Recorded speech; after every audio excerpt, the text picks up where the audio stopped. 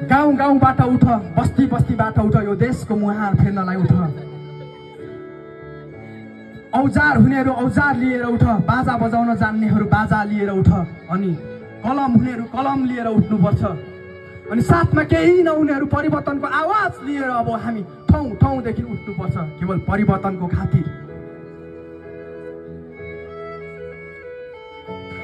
त्यो एउटा परेवालाई थाहा हुँदैन कि आकाशको उचाइ कति छ भनेर, तथापि ऊ दृढ सङ्कल्पको साथ त्यो आकाश छुने लक्ष्यका साथ निरन्तर निरन्तर निरन्तर उडिरहन्छ।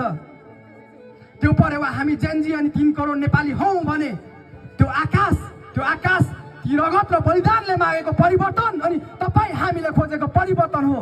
त्यो परिवर्तन छुनको लागि हामी निरन्तर निरन्तर निरन्तर सङ्घर्ष गर्छौँ र उडिराख्नुपर्छ। चाहे हाम्रो पखेटाले काटेर किन नफालियोस्, चाहे हाम्रो पखेटाले काटेर किन नफालियोस्, त्यो